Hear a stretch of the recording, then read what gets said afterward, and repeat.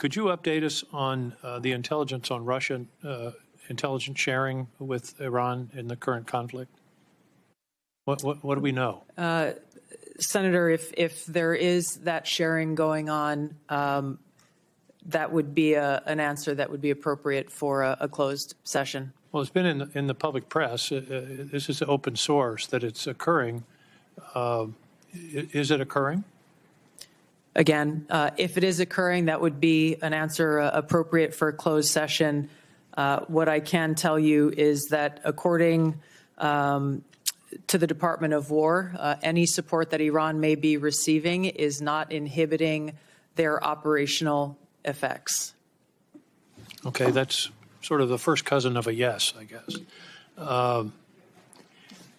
According to intelligence analysis, can regime change or the elimination of the estimated 1,000 pounds of highly enriched uranium be accomplished without boots on the ground?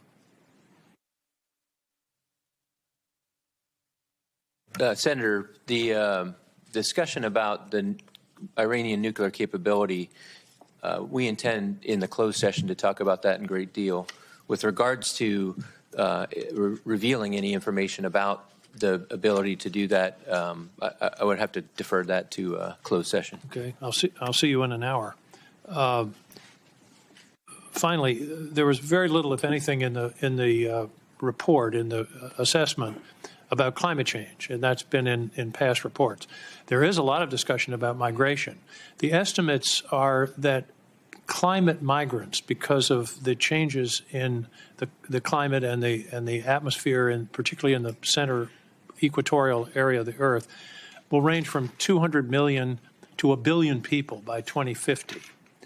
Do you believe that is a national security threat that should be addressed? The Syrian refugees were about 6 million, and they upset the politics of Europe for several years. We're talking about 200 million to 1 billion people on the move.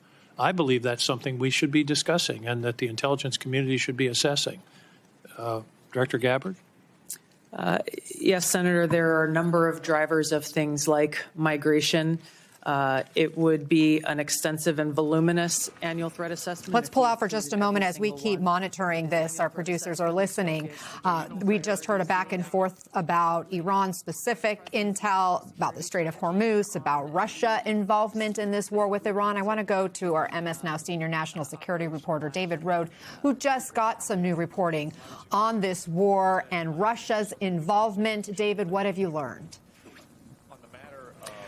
So there's been past reporting about Russia giving some assistance to Iran. There's new reporting. We're hearing this was first from the Wall Street Journal, but 2 U.S. officials and a European official confirmed it to me. Russia is increasing its intelligence and military support to Iran. They are providing before and after satellite photos that show Iranian targeters whether they're hitting U.S. forces or not. They're also sending Iran advanced components for these Shahed drones that are so deadly. And what's remarkable is Senator King just asked Director Gabbard, is it true that Russia is providing that sort of assistance to Iran? And her answer was essentially, according to the Department of War, this Russian assistance isn't inhibiting the U.S. forces' operational effectiveness. And it just concerns me because it seems like she's protecting the administration. Again, it's extraordinary. Russia is providing additional information that will help Iran kill American service members. David Rohde, thank you for bringing us that new reporting.